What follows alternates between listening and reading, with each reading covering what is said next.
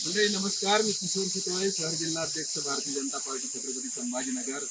आता जिल्हा परिषदेच्या निवडणुका आहेत आणि जिल्हा परिषदेमध्ये भारतीय जनता पार्टीच्या उमेदवाराला का निवडून द्यायचंय हे यासाठी की आपण हा बघताय की आम्ही ज्यांच्या नेतृत्वात काम करतो ते आपल्या राज्याचे माननीय मुख्यमंत्री देवाभाऊ, आणि त्यांनी 60 वर्ष पाहिले की शेतकऱ्यांना पिळवणुकीत नेणारे सरकार होते.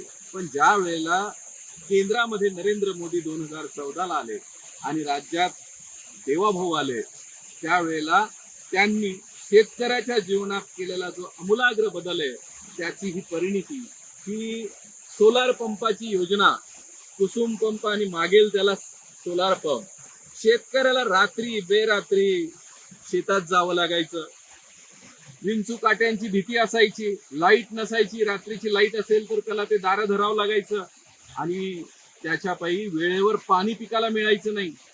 पण हे देवाभाऊंनी ही अडचण ओळखली आणि केवळ 20 ते 25 हजार रुपये भरून हा 4 ते 7 लाखाचा पंप आज आमच्या बळीराजाला, शेतकऱ्याला मागेल त्याला मिळतोय. हे केवळ आणि केवळ देवाभाऊंनी केलेलं आहे.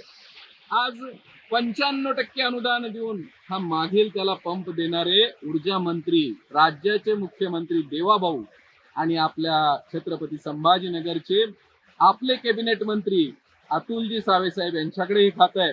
आणि आता आपण मध्ये पाहिले की 49,000 पंप राज्यात बसलेत, देशभरात 9 लाख पंप बसलेत आणि केवळ महाराष्ट्रामध्ये त्यातले 6.5 लाख पंप आपल्या शेतकरी राजाला मिळालेले आहेत. आमच्या मराठवाड्यात पण मागेल त्याला हा पंप मिळतोय आणि हा पंप मिळाल्यामुळे शेतकऱ्याचं जीवनमान हे बदललंय. दिवसा काम करता येतं, दिवसा पाणी मिळतं, त्याची झोप रात्री चांगली होते आणि हे जे उत्पन्न आहे ते शेतकऱ्याचं वाढत चाललेलं आहे. हे आपण बघताय. माझ्यासोबत आज या भागातले शेतकरी राजेंद्र भडकेजी आहेत. राजेंद्रजी, आपल्या शेतामध्ये पंप आहे आणि काय फायदा आपल्याला झाला याचा सांगाल? जलशुद्धीचा एक त्रास होता तेव्हा लाईटची वेळेवर लोकायची किंवा रात्री यायची, रात्रीचा टायमिंग नसायचा, रात्री झालं एक पाणी भरायला 100 बरोबर माणूस व्हायचा, माणसाची अशी तकलीफ होती. ते सगळ्यातून मुक्त झाले. आणि दुसरी गोष्ट की दिवसभर लाईट असते. सकाळी दिवस उजाडल्यापासून 7-8 वाजता पंप चालू होतो, दिवस वाळेपर्यंत पंप चालतो. माणसाला मजुरी द्यायला परवडतो, कारण 8 तास लाईट सांगतात इलेक्ट्रिसिटीवाले आणि 4 ते 5 तास असतात, त्यातले 2 तास कितीवरच जातात. तिथं माणूस हजर नसतो. लोकांच्या अनेक याचा तुमचा वेळ वाचतोय, तुमचं उत्पन्न वाढलंय, उत्पन्न बी वाढलं, वेळ पण वाचला आणि सगळ्यात महत्वाचं की घरी निवांत ते शांतपणे झोपू शकतो. हे केवळ देवाभाऊंमुळे फक्त झालंय. देवाभाऊ.